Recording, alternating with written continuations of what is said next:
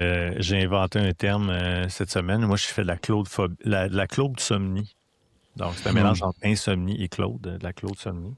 Mhm. Parce que ça m'est arrivé justement de me réveiller parce que là, j'avais comme plein de choses à faire, étant donné que j'ai une semaine où j'étais pas tant au bureau, mais qu'il a fallu que je pense à mes projets quand même.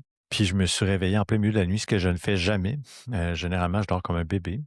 Et là, je me suis mis à penser à comment je pourrais utiliser Claude pour accélérer, de reprendre le temps que j'ai pas pu mettre cette semaine sur ces projets-là, puis peut-être pour aller plus vite.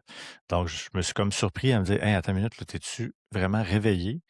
Oui, déjà, c'est comme, OK, pourquoi? Parce que, tu sais, genre, clairement, il y a quelque chose qui me stresse. Donc, puis là, elle commencé à me dire, OK, mais comment je peux régler ça?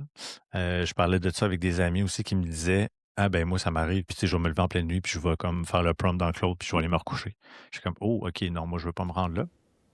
Mais bref, j'ai vécu ce moment de Claude Somni où je me suis littéralement mis à penser en plein milieu de la nuit dans mes projets, qu'est-ce que je pourrais faire. Je t'avouerai aussi que ça a été drôlement efficace. Le lendemain, quand j'ai fini par me rendormir, puis que je me suis levé, je savais exactement où je m'en allais. Mais cela dit, c'est particulier. Ça me fait penser à quand j'étais jeune aussi, puis qu'on, tu sais, on passait des heures et des heures à jouer à des jeux vidéo.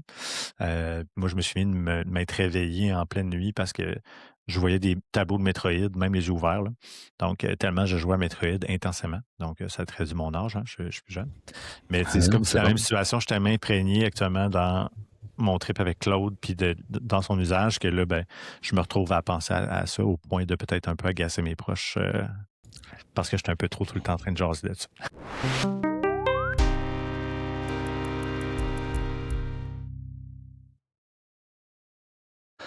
Bon matin, Jonathan. Hey, bon matin! Yes. Ce matin, gros matin ensemble, on allait commencer ensemble à faire le podcast. J'ai dit, on record ça.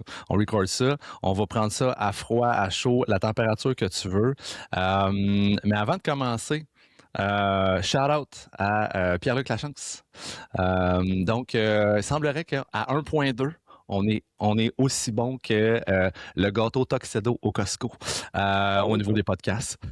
Exact. Il faut faire attention pour pas accélérer notre rythme, sinon on va tout fucker un peu le truc. Fait que Jean-Luc garde ça à 1.2. 1.2 semble c'est un smooth sailing, c'est du cruise control, ça va, ça va super bien. Hey, ce matin, Joe, on jase de. Moi, je voulais revenir sur Claude Mythos, qui a fracassé beaucoup de choses, mais en lisant là-dessus, faut pas virer fou non plus. Fait qu'il y a ça que je veux jaser avec ça. Puis toi, je pense que tu voulais nous teaser un peu sur certains aspects de sécurité aussi, en Ouais, lien avec le développement et l'IA. ouais, ben c'est déjà un commentaire qu'on va repasser de façon générale sur les réseaux sociaux, toujours un genre de warning qui réapparaît. Fait que je voulais comme un peu peut-être ramener ça pour discussion puis relativiser un peu là-dessus. Excellent. Bon, on joue. Si vous êtes très peu de tech, de près ou de loin, vous avez un peu utilisé certains outils d'IA dans les dernières semaines, derniers mois, dernières années. Je sais Ça va. plus lequel utiliser, sinon il y en a trop.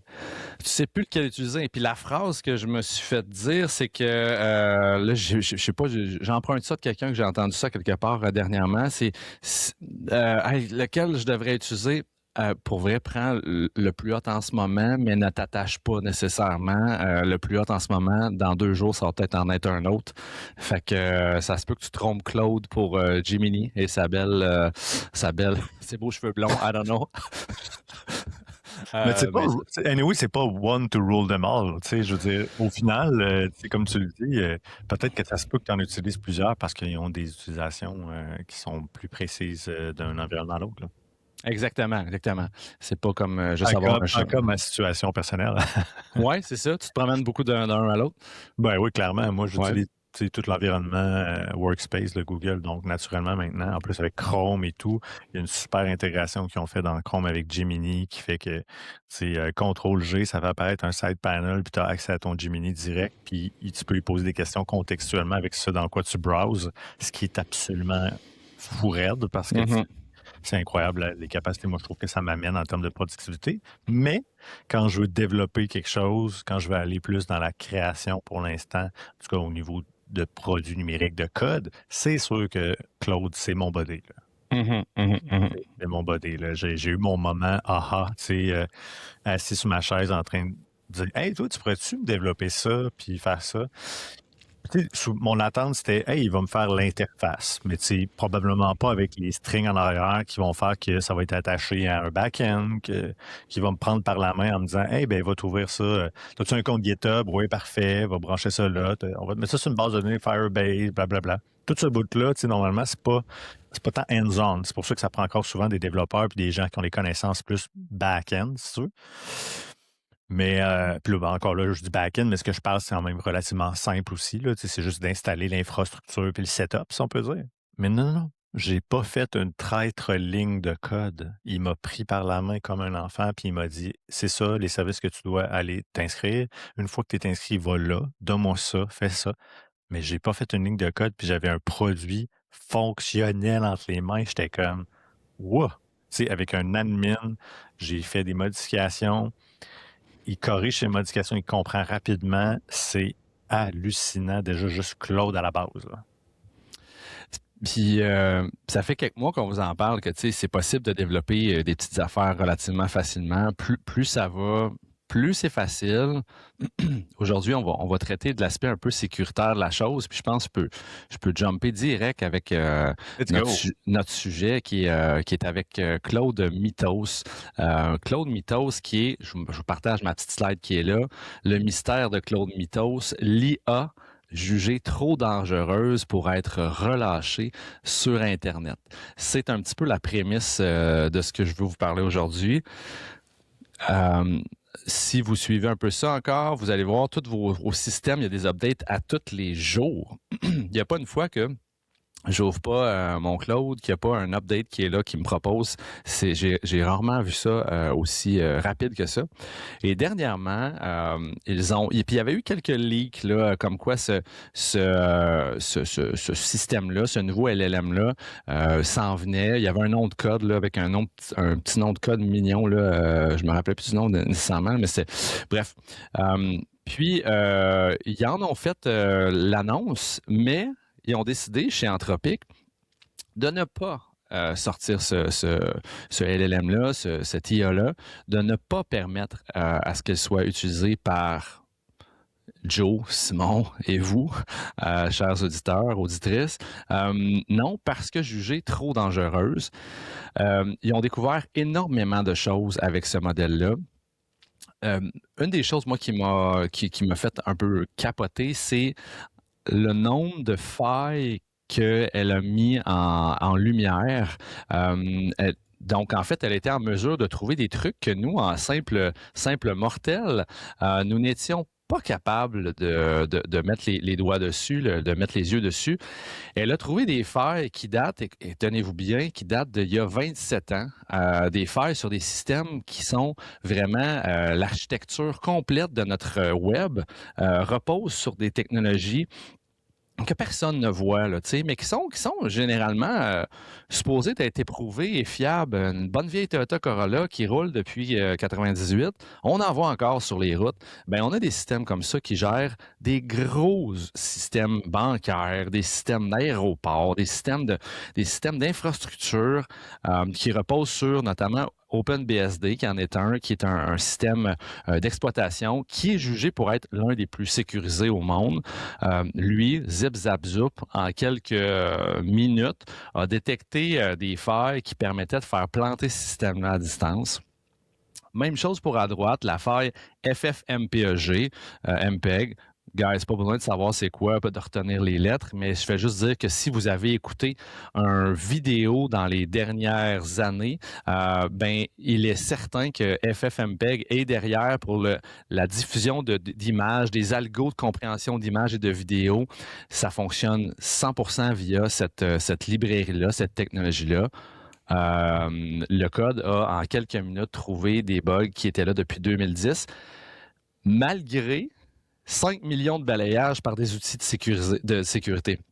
C'est pas qu'on n'essaye pas là, de trouver les bugs depuis des années. Là. On en a juste comme pas trouvé par nos meilleurs outils, mais Mythos a été capable de faire ça. Ah, c'est fou. Je sais pas, Joe, quand tu vois ça aller, qu'est-ce que ça te fait penser? Là?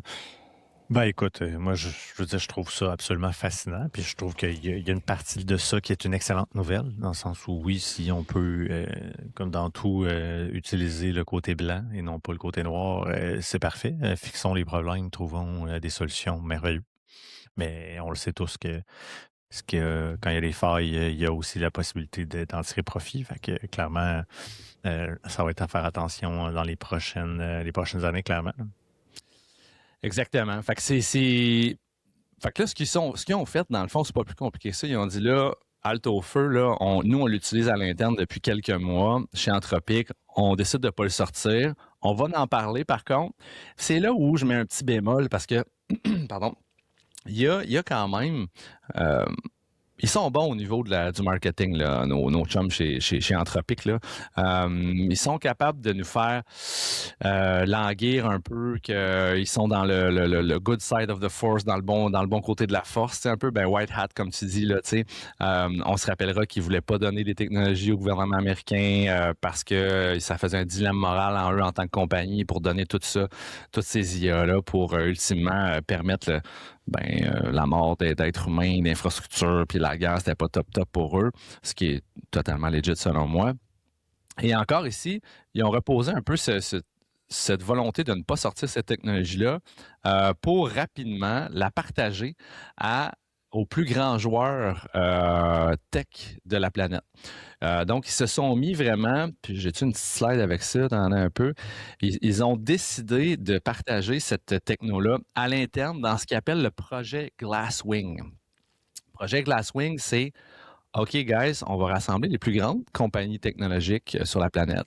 Google, Amazon, Microsoft. On va se faire un petit party ensemble. Ben, pas party, mais on va se partager cette techno-là afin que tout le monde comprenne à quel point ça découvre des failles, puis que tout le monde aille faire ses travaux avant qu'on release ça sur le public, parce que assurément, chez Amazon, chez Google, chez Microsoft, chez Facebook, il y a des failles que personne ne sait. Faites votre ménage là, avant de sortir cette espèce de behemoth-là qui va être dans les mains de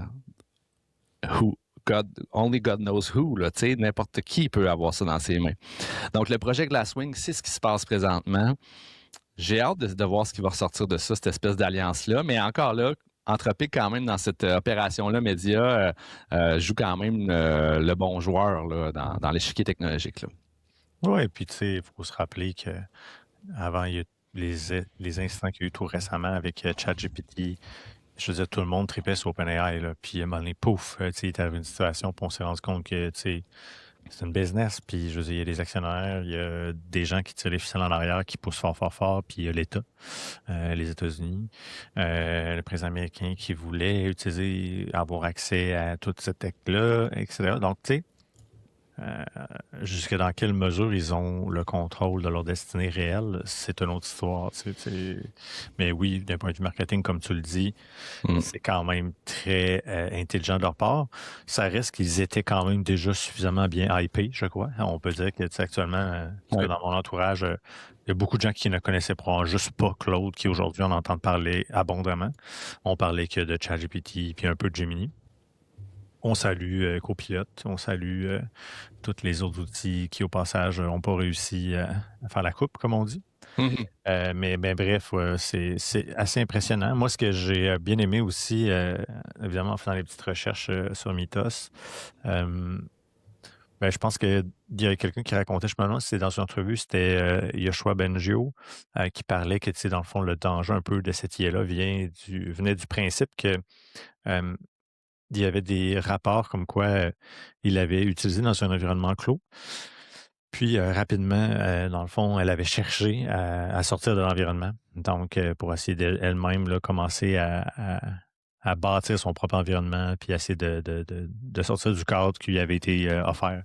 Donc, ça, assurément, là, c'est toujours des genres de red flags qu'on ne veut pas voir se passer. Dans quelle mesure il y a peut-être même déjà, un peu d'IA, un peu de qui sont sortis déjà de leur environnement, puis qui sont peut-être déjà en travail, là, allons à l'extrême, là. On n'en a peut-être aucune idée, mais il y a des systèmes qui sont peut-être déjà plus, comment dire, investi par l'IA qu'on peut l'imaginer. Donc, faut toujours garder ça en tête. Puis, comme tu le dis, moi, je pense que d'un point de vue cybersécurité particulièrement, ça vient rajouter une couche là, vraiment importante pour pas juste les grosses compagnies, le gouvernement, là, pour les petites entreprises aussi. De se dire avec quoi je travaille, c'est quoi mes logiciels, c'est quoi les outils que j'ai, Mhm. c'est quoi le niveau de sécurité que je peux aller chercher, parce que là, clairement, le niveau acceptable ne suffit plus. Faut être plus qu'acceptable, faut être sécuritaire, faut rehausser la barre, quitte à ce que oui, peut-être que ça va être désagréable à certains moments d'avoir un passage obligé d'avoir du deux facteurs avec d'autres éléments de sécurité qui vont rendre ça peut-être un peu plus long, tu sais, dans le fond, quand on a besoin de se connecter à des systèmes, mais la réalité, c'est que je pense que tantôt, ça va être moins dommageable que ce qui peut se passer si on ne fait pas attention, là, mais bref, C'est moi, le côté cybersécurité, tu sais, on parle beaucoup du côté ah, c'est cool, tu sais, on a des avancées incroyables avec ça, mais il faut toujours garder, je pense, dans le miroir là, que ça peut avoir un impact quand même assez important. Puis jusqu'à là, je pense qu'on peut dire qu'on est chanceux parce que moi, en tout cas, de ma perspective, j'ai rien vu passer nécessairement de majeur de ce niveau-là. C'est d'utilisation de l'IA telle que nous, on la connaît actuellement, qui ont utilisé de façon malveillante puis que ça a généré un scandale ou que, tu sais, il y a eu comment dire, de l'extorsion financière incroyable qui a été mis au grand jour ou quoi que ce soit. Peut-être parce que ça n'a pas été annoncé. Ça s'est passé peut-être dans les coulisses. Mais tu sais, il n'y a pas eu encore de grandes situations, du moins qui a été médiatisée, là, à moins que je me trompe. pas que j'ai vu, non, moi non plus. Non, peut-être derrière le rideau, là, il y a peut-être certains trucs qu'on va apprendre plusieurs années plus tard, mais pour l'instant, non. Ton point est bon, puis peut-être juste pour faire du pouce très brièvement sur ce que tu as émis, là, le fait que l'IA se serait comme enfui là, pour donner un peu une idée à nos auditeurs. Là. On le voit ici, ils ont appelé ça l'incident du sandwich, là, le fantôme dans la machine. Les chercheurs qui travaillaient sur Mythos ont mis l'IA dans un bac à sable, donc un sandbox, là, tu sais, relativement fermé, déconnecté d'Internet pour tester ses limites. Mais en fait, le chercheur, lui, de mémoire, lui a donné comme quand même l'instruction de essaye de sortir de là, mon chum. Tu disais, voici, tu es dans un endroit, là, puis ta mission, c'est de sortir d'ici. Il est allé manger un sandwich dans un parc. Il quitte physiquement son poste pour aller manger un sandwich dans un parc.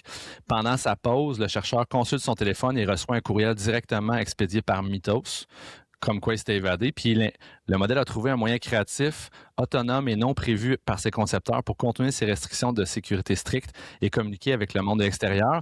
Et ce que je lisais aussi, c'est que pour prouver qu'il avait réussi à faire ça, il était même allé comme poster dans des sites complètement genre Reddit. Là. Il est allé poster sa présence à plusieurs endroits pour montrer, regarde, moi je suis passé là, tu as vu, va voir c'était le post, là, c'est moi qui ai fait ça, c'est moi qui ai fait ça là, c'est moi qui ai fait ça là. J'ai vraiment été capable de sortir de ma petite cage. Ça amène énormément d'applications de sécurité. Ce qui fait aussi que là, attendez-vous les chums, que d'après moi, dans les prochaines semaines, prochains mois, il va y avoir énormément de mises à jour de nos affaires. Là. J'ose croire que chaque système que vous utilisez présentement les gros brands, là, techno, vont faire des grosses mises à jour, puis ça va se poursuivre. Mais ça amène aussi un questionnement sur, à l'ère où tout le monde est capable de coder quelque chose, si quelqu'un de malveillant quelqu'un de malveillant va être capable de coder plein de nouvelles manières créatives pour rentrer dans plein de systèmes. C'est comme si tu autant que, mettons, un Mythos de son monde-là est capable d'être utilisé à bon escient, il peut être utilisé à mauvais escient. Puis ça va vraiment... c'est vraiment Star Wars, mon affaire, mais c'est la bonne force contre la mauvaise force. Là. Je pense qu'il va autant avoir il va avoir de manière exponentielle des attaques et créatives plus que jamais, avec des manières de défoncer des systèmes qui n'ont jamais été vus. Puis il va falloir que de l'autre bord, on ait une espèce de pare-feu IA qui va devoir être capable de contrer. Donc, IA contre IA. Puis on dirait de la pure science-fiction, ce que je vous dis là, les amis, mais ça va être ça, là. Ça va être quelque chose demain matin. Là, encore une fois, je reviens à la bonne vieille image qu'on a donnée toujours depuis le début sur l'armement nucléaire. il y a rien. C'est un peu la même chose, c'est un peu le même modèle quand on y pense. C'est les grandes puissances se mettent en échec l'une face à l'autre avec ça, en se disant, ben tu l'as, moi je l'ai, fait que tiens tout tranquille. On est mieux de s'entendre que de partir en guerre. Donc, je pense que c'est un peu le même phénomène avec l'IA. Hein. Je pense que le fait qu'il y ait plusieurs joueurs, plusieurs produits, puis une utilisation qui commence à devenir très, très grande, à moins d'avoir un outil vraiment qui supplante toutes les autres IA de tout le monde, ben, les IA vont être capables un peu de se réguler entre elles, justement, mais jusqu'au jour où elles se liguent. Ça, c'est une autre histoire. Mais bref, tu touches un excellent point. C'est sûr que moi, comme tu le dis, là, je m'attends à ce qu'il y ait de plus en plus de grandes mises à jour des systèmes, puis que des outils qu'on se rend compte que, OK, ben ça, on utilise ça au quotidien, puis tu sais, c'est des failles incroyables. Là. Donc, il faut être très, très attentif de ça. Sur Mythos, moi, dans le fond aussi, ce qui m'a allumé un peu, c'est que je faisais des lectures pour comprendre un peu qu'est-ce qu'elle est la distinguer des autres IA. Tu sais, ce qu'on nous parle aussi, c'est vraiment au niveau du narratif, tu sais, au niveau, disons, plus émotionnel de l'outil. Sa capacité à avoir une cohérence dans un univers fictionnel. Tu sais, donc, d'être capable d'avoir des nuances émotionnelles aussi dans des conversations qu'on peut avoir. Le style d'écriture qui est beaucoup plus riche, etc. Donc, ce sont des éléments qu'on ne veut pas qu'ils nous rapprochent un petit peu plus, non pas d'un IA, mais d'un humain aussi. D'être capable d'avoir une conversation puis de sentir que, OK, non, non, il n'y a pas cette petite couche-là qui fait que je sens que je suis encore en train de parler à un outil. Donc, vraiment hâte de voir de quelle façon est-ce que ça va se déployer.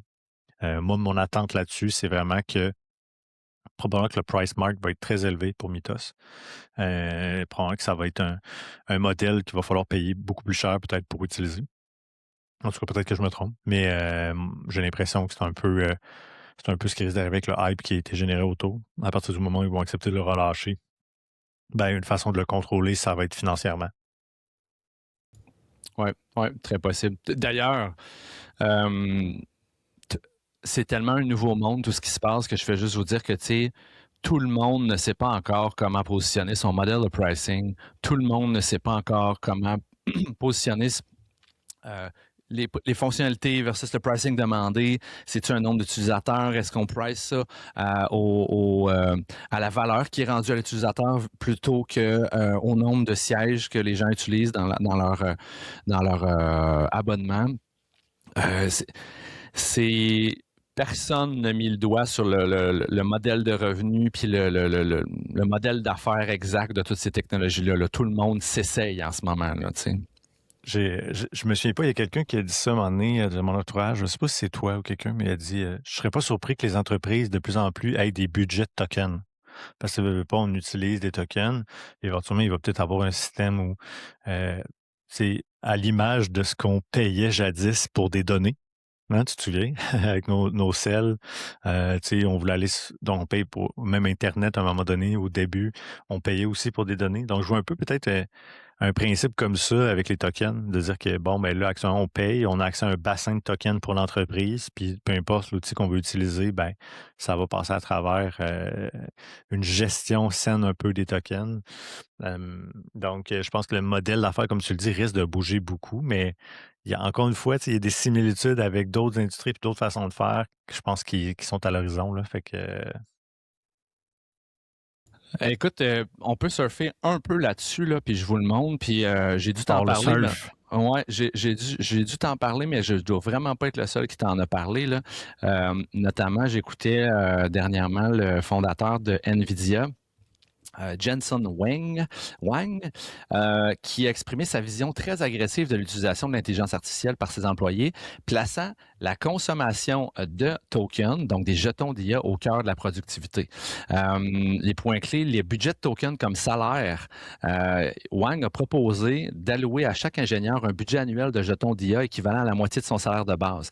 Ça veut dire quoi là, pour ceux qui sont moins là-dedans? Là, c'est que quand tu utilises l'intelligence artificielle, si tu ouvres une discussion avec l'intelligence artificielle, à chaque mot que toi tu utilises puis que lui utilise, vois ça comme une phrase en tant que telle avec 4 mots, ça équivaut à 8 tokens, mettons. Là, L'IA en tant que telle a un maximum de tokens d'une fenêtre d'utilisation qu'elle va être capable d'utiliser. Fait que tu peux pas jaser comme 4 trilliards de tokens avec ton IA. Là, à un moment donné, il y a une limite à cette histoire-là.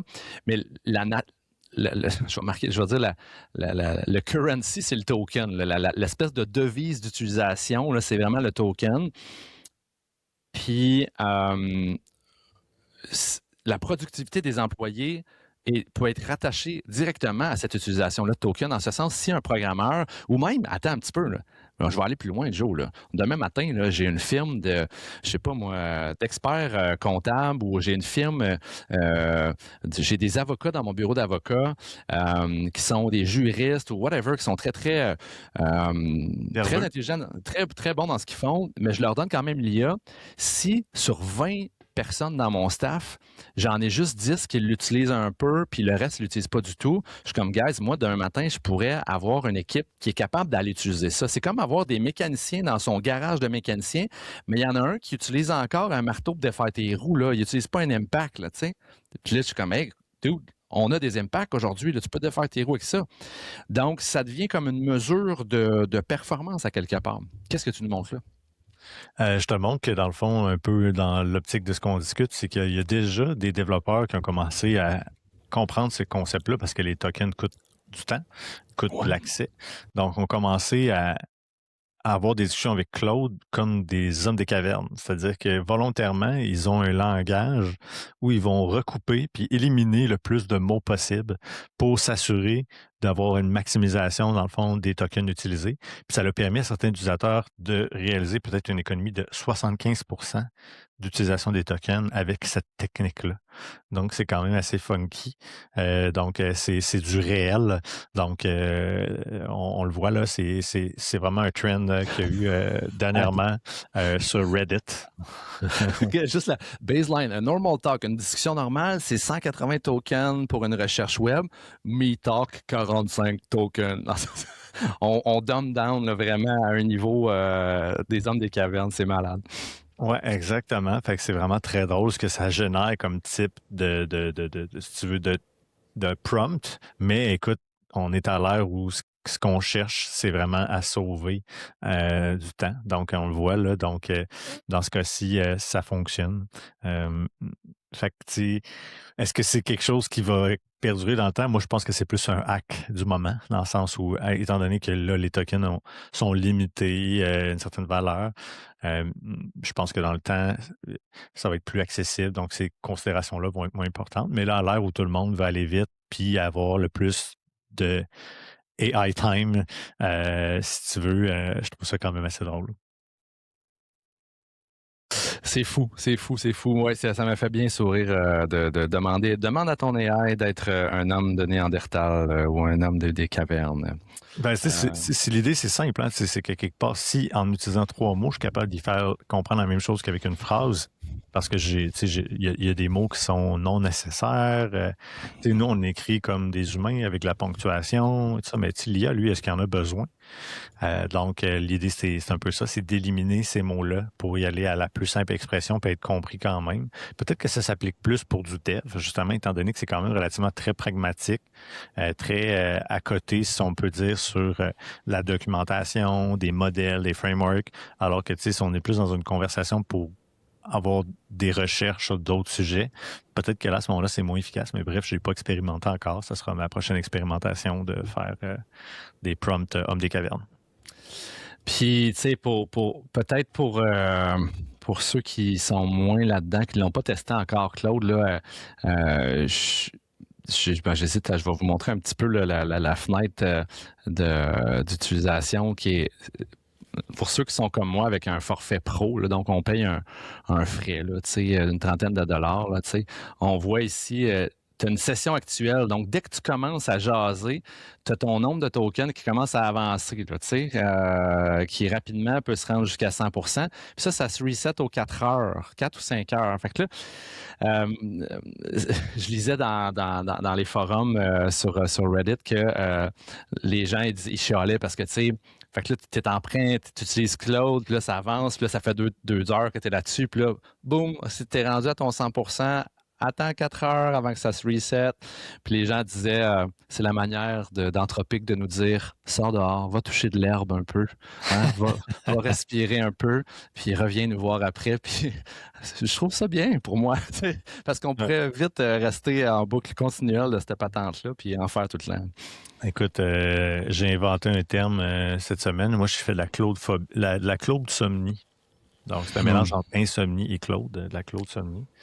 Parce que ça m'est arrivé justement de me réveiller parce que là, j'avais comme plein de choses à faire étant donné que j'ai une semaine où j'étais pas tant au bureau, mais qu'il a fallu que je pense à mes projets quand même. Puis je me suis réveillé en plein milieu de la nuit, ce que je ne fais jamais. Généralement, je dors comme un bébé. Et là, je me suis mis à penser à comment je pourrais utiliser Claude pour accélérer, de reprendre le temps que j'ai pas pu mettre cette semaine sur ces projets-là, puis peut-être pour aller plus vite. Donc, je me suis comme surpris à me dire, hey, attends une minute, là, t'es-tu vraiment réveillé? Oui, déjà, c'est comme, OK, pourquoi? Parce que, tu sais, genre, clairement, il y a quelque chose qui me stresse. Donc, puis là, elle a commencé à me dire, OK, mais comment je peux régler ça? Je parlais de ça avec des amis aussi qui me disaient, ah ben moi, ça m'arrive, puis tu sais, je vais me lever en pleine nuit, puis je vais comme faire le prompt dans Claude, puis je vais aller me recoucher. Je suis comme, oh, OK, non, moi, je veux pas me rendre là. Mais bref, j'ai vécu ce moment de Claude Somni où je me suis littéralement mis à penser en plein milieu de la nuit dans mes projets, qu'est-ce que je pourrais faire. Je t'avouerai aussi que ça a été drôlement efficace. Le lendemain, quand j'ai fini par me rendormir, puis que je me suis levé, je savais exactement où je m'en allais. Mais cela dit, c'est particulier. Ça me fait penser à quand j'étais jeune aussi, puis qu'on, tu sais, on passait des heures et des heures à jouer à des jeux vidéo. Moi, je me suis mis de m'être réveillé en pleine nuit parce que je voyais des tableaux de Metroid, même les yeux ouverts, là. Donc, tellement je jouais à Metroid intensément. Donc, ça traduit mon âge, hein, je suis plus jeune. Mais tu sais, c'est comme si la même situation, je suis tellement imprégné actuellement dans mon trip avec Claude, puis dans son usage, que là, ben, je me retrouve à penser à ça au point de peut-être un peu agacer mes proches parce que j'étais un peu trop tout le temps en train de jaser là-dessus. Le terme de la Claude-somnie, vous l'aurez entendu ici pour la première fois. J'adore ça. J'adore ça. Joe, de quoi tu veux nous parler? Puis c'est en lien avec ce qu'on parle un peu. Là, je pense que tu voulais y aller un peu de niveau sécurité, toi aussi, là, aujourd'hui. Ouais, j'avais le goût de brasser peut-être mes bons vieux amis tech ou les gens que je connais qui sont dans la cybersécurité, justement, parce que dans les arguments avancés que je vois beaucoup ces temps-ci, même je lisais notre bon SASPOP, Frank de SASPAS, qu'on salue s'il nous écoute. Yes. Bref, elle parlait beaucoup de hey, ben, tu sais, c'est bien cool d'utiliser l'IA puis générer du code, mais il y a des fortes chances que ton code soit pas propre. Puis deux, fais attention, ça se peut que tu aies laissé des failles de sécurité, particulièrement au niveau infrastructure. Je trouvais ça intéressant comme point, c'est sûr, mais je me permettais comment dire, c'est d'un côté De d'utiliser. nuancer, tu voulais Ouais, nuancer. ben, je vais nuancer sur le principe que c'est en travaillant sur la cybersécurité, puis c'est en travaillant sur la propreté du code, que je nourris l'IA sur la compréhension de ce qu'est un code propre et un code sécuritaire. Donc, je trouve que c'est relativement court terme, dans le sens où je pense que c'est important d'avoir cette discussion-là, puis de passer ce message-là que soyez conscients d'eux, mais il faut être aussi conscient que c'est une problématique qui risque d'être relativement court-moyen terme. Parce que plus les développeurs vont et ont déjà investi le code, plus ils le corrigent, plus il devient fort dans sa compréhension de ce qui est un bon code.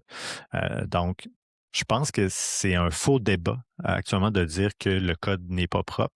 Je pense que dans peut-être 3 mois, on va regarder le code qui est produit, puis on va comme regarder en arrière et dire hey, OK, là, on est ailleurs. Justement parce que l'humain va avoir injecté de son temps et de sa qualité dans le code. Puis je rajoute peut-être, je vois deux, je vois plusieurs classes d'humains qui peuvent injecter leur temps, leur connaissance, puis leur code dans un IA. Tu sais, tu as quelqu'un qui en a jamais fait, qui jase un peu avec l'IA. Tu as un intermédiaire, puis tu peux avoir du senior. Toute cette masse de différents niveaux d'humains qui interagissent avec la bête le rendre plus intelligent pour être capable de savoir que le commun des mortels, quand il me demande de faire une petite page qui va regarder les circulaires, puis pogner les rabais des imbattables, comme moi dans le dernier épisode, puis Joe aussi, parce que ça a l'air que c'était ton projet aussi. Ça, c'est un petit projet, c'est pas quelque chose qui va amener Artemis 3 sur Jupiter, tu comprends, là? Artemis 4, Artemis 5, là. Mais à l'autre bout du spectre, t'en as là, des codeurs là, qui vont être là en train de vouloir utiliser l'IA pour amener Artemis 18 sur Mars. Là. Mais il apprend de tous ces niveaux-là d'humain. Là, fait que quand il y a un low-level skill, quelqu'un qui est plus débutant, il va tout mettre en place et de plus en plus mettre en place. Il va comprendre que, OK, son prompt, il y a 8 mots. Clairement, il recherche peut-être plus cette affaire-là. Je vais l'aider, je vais le soutenir. Tel un professeur qui est conscient que dans sa classe, il y a 3 styles d'élèves à 3 niveaux différents. Puis tu mets les plus débutants ensemble, tu travailles sur certaines affaires. Puis les plus hauts, tu es capable de les laisser un peu plus aller, mais tu apprends de ces niveaux-là de force-là, de compétences. Oui, puis tu sais, quelque part, il y a des choses qu'aujourd'hui, on juge sécuritaires que dans 3 mois, dans 6 mois, dans 1 an, peut-être qu'on va réaliser qu'elles ne le sont pas aussi. Tu sais, le plus bel exemple, c'est ce qu'on a amené en début d'épisode. Je veux dire, on avait des failles de sécurité dans des outils qui datent d'il y a 15 ans, 20 ans, qu'on n'avait jamais trouvé et que là, l'IA nous met au grand jour.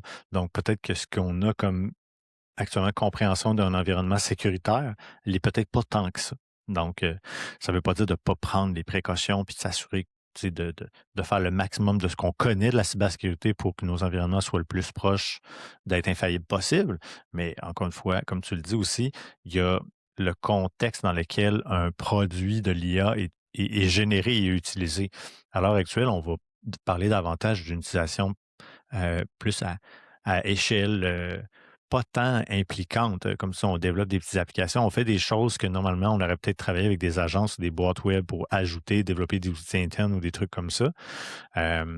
Mais tu sais, il n'y a pas nécessairement encore de grands produits à grand déploiement qui sont 100% AI, en tout cas à ma connaissance. Peut-être que je me trompe. Peut-être des pans d'outils qui sont entièrement revus et développés maintenant aujourd'hui avec de l'AI, mais c'est 100% AI. En tout cas, je serais curieux de voir un produit mass development là-dessus. Mais bref,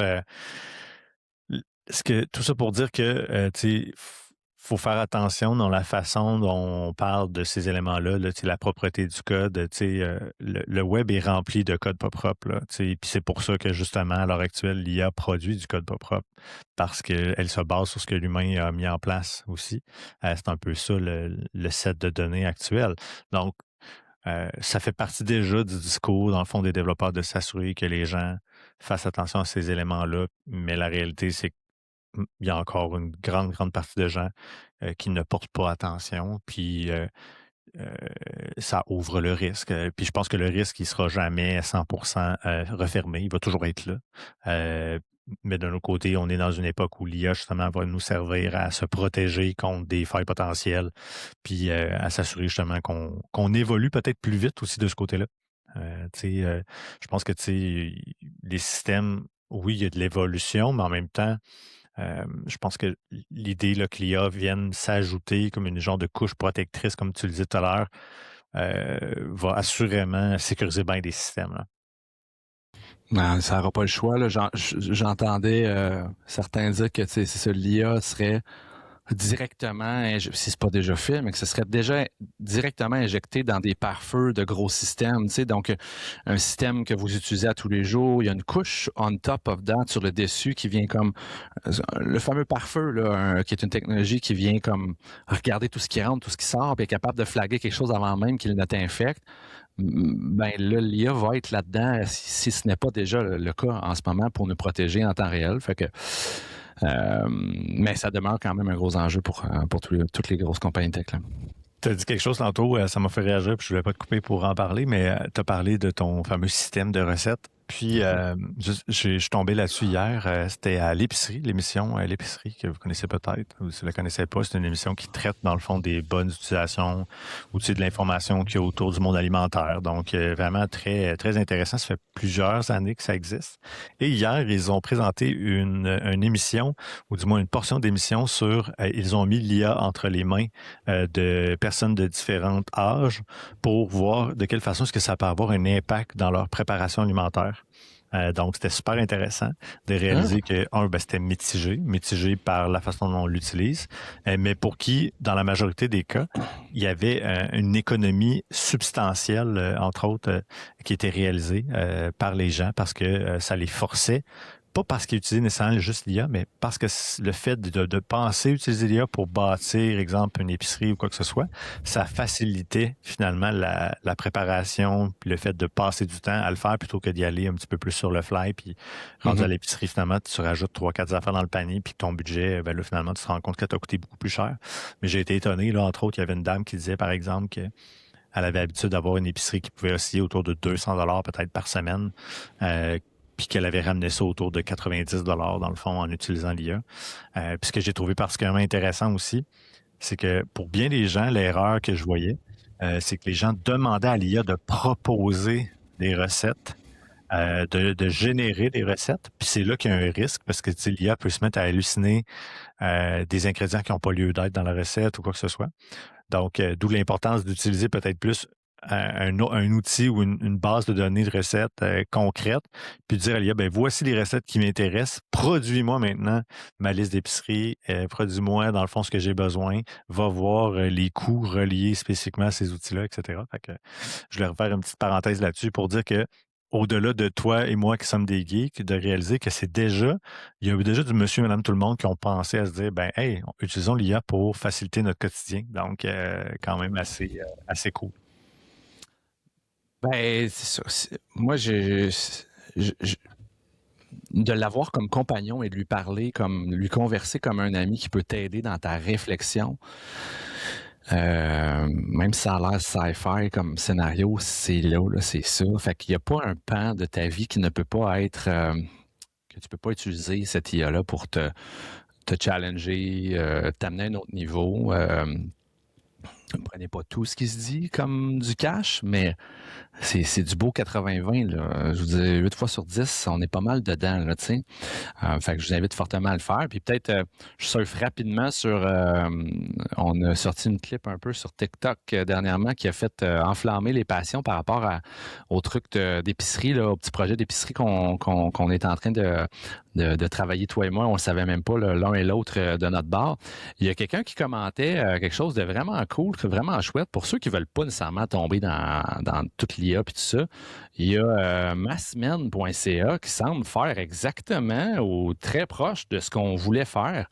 Des menus générés par IA, les rabais dans les 7 grandes chaînes, les épiceries triées, ça se link avec ton calendrier. Donc, c'est comme exactement le projet que moi j'avais en tête et sûrement très proche du tien aussi. Puis, ça coûte une bouchée de pain, là. Je veux dire, c'est un cool système qui n'est pas super cher, qui te permet d'aller vraiment faire ta liste d'épicerie avec les rabais, puis avoir tes recettes. Fait qu'on n'est pas les seuls à travailler là-dessus, Joe, clairement. Puis assurément, j'imagine que dans le monde agroalimentaire, dans les grandes épiceries, puis ces joueurs-là actuellement, c'est sûr qu'il faut qu'ils travaillent sur quelque chose par rapport à ce phénomène-là. Je veux dire, si monsieur, madame, tout le monde se met à faire ça et à optimiser, assurément, il y a un impact. Puis en tout cas, je suis curieux de voir qu'est-ce que l'avenir nous réserve de ce côté-là, là.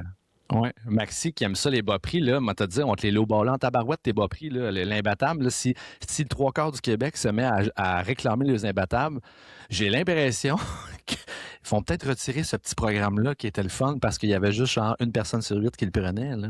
Non, mais ça va être à surveiller, clairement, effectivement. Ça a été actuarisé. C'est des calculs d'actuaires qui disent, OK, ben les imbattables, ça peut représenter 30% des remboursements peut-être qu'on peut émettre, mais c'est géré.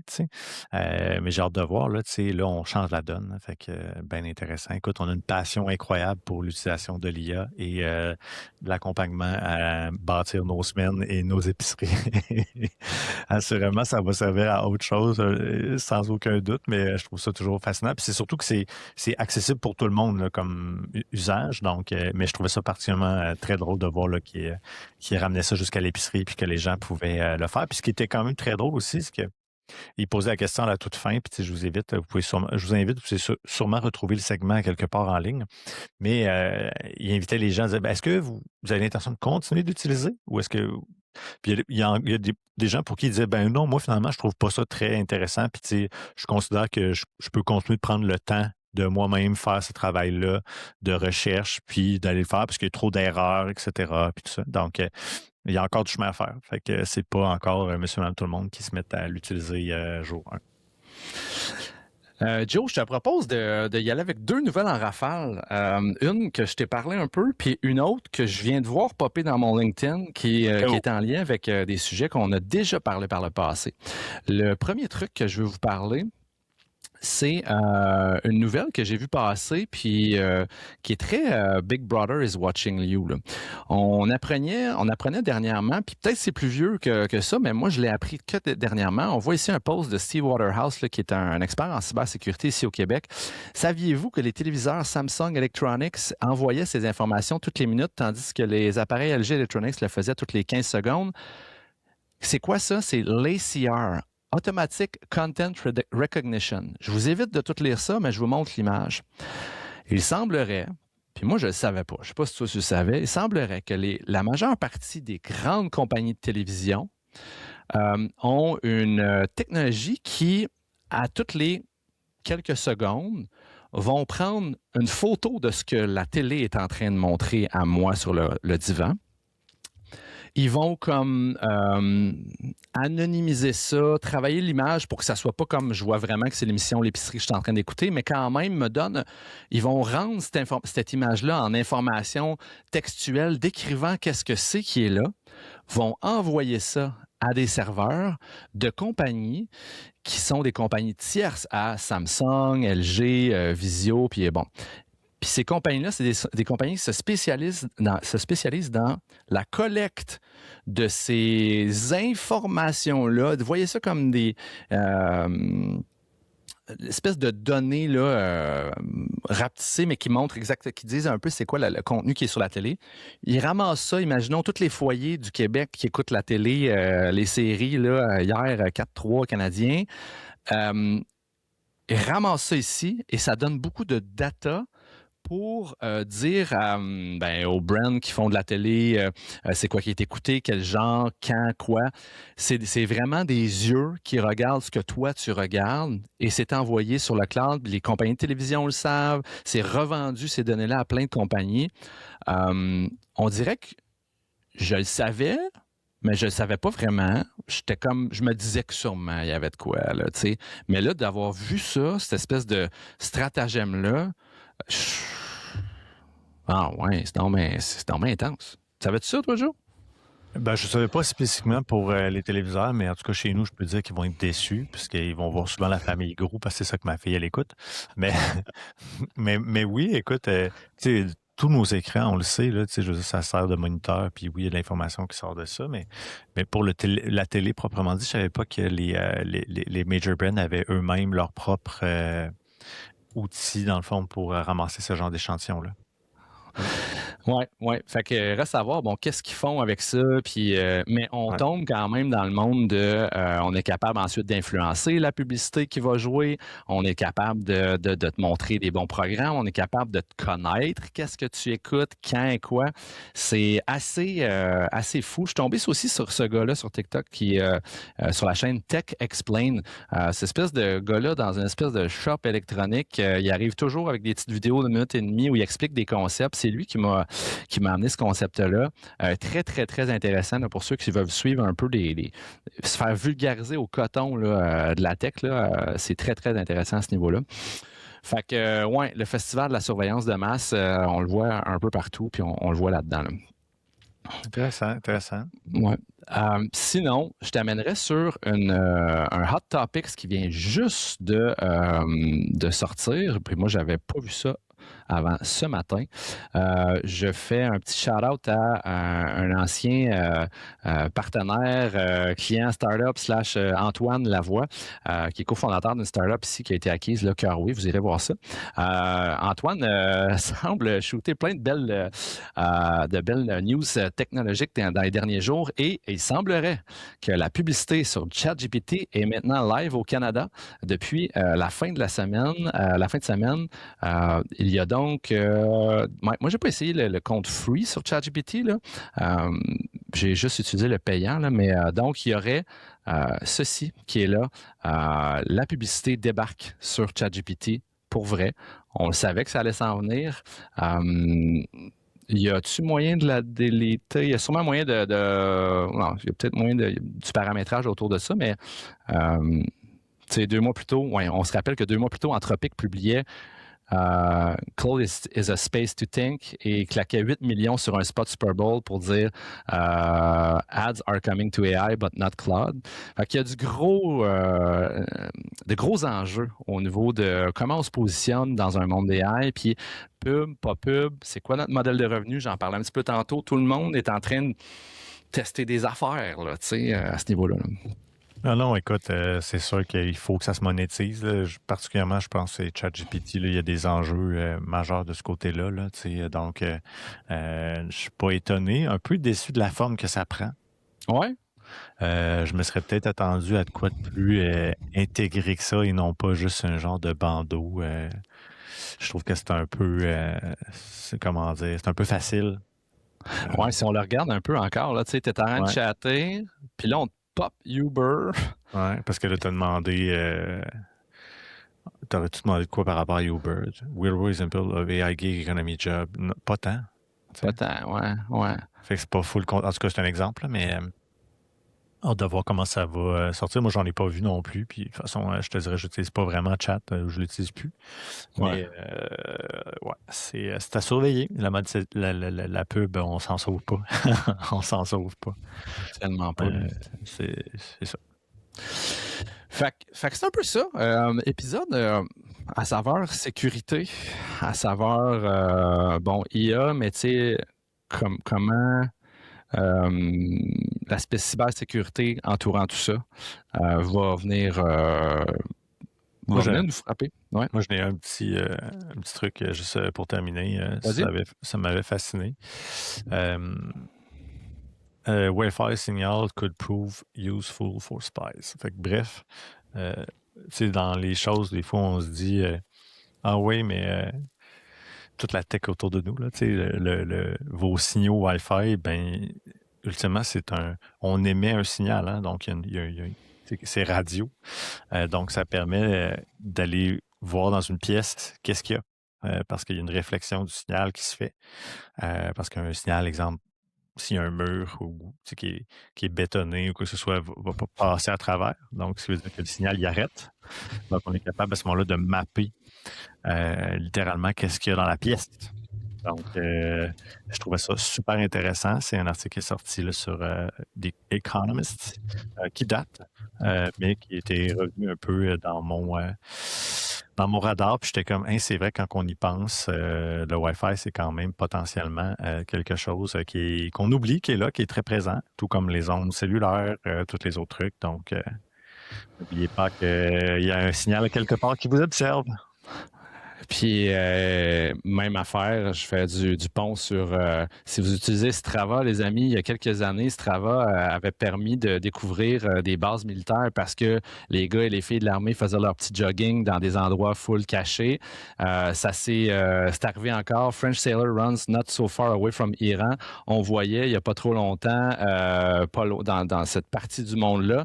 Ah ben, tabarouette, une petite course ici là, qui s'est passée par Arthur, course à pied. On sait clairement où était donc un bateau français qui se promenait ici. Donc, la surveillance est là, les amis. Là. Puis là, on se promène, nous autres, avec notre Strava, à faire notre petite course sur un porte-avions en pleine mer. Puis, l'ennemi peut le savoir. Arthur est en train de faire sa run du matin, puis qu'il a fait tel temps, puis que c'est un bon temps, mais ça va être aussi un temps pour te bombarder, mon chum. Là. Fait que c'est... Incroyable. Incroyable. Alors, c'était ce Tech News des dernières semaines. Merci, Joe, pour ce survol-là. J'espère que, chers auditeurs, vous en avez appris un petit peu plus sur l'actualité technologique. Puis, on sera assurément là pour un prochain épisode et vous rebriefer sur les dernières actualités qui vont s'être passées dans les prochaines semaines. Merci, Simon. Merci tout le monde. Yes, merci. Bonne semaine. Bye.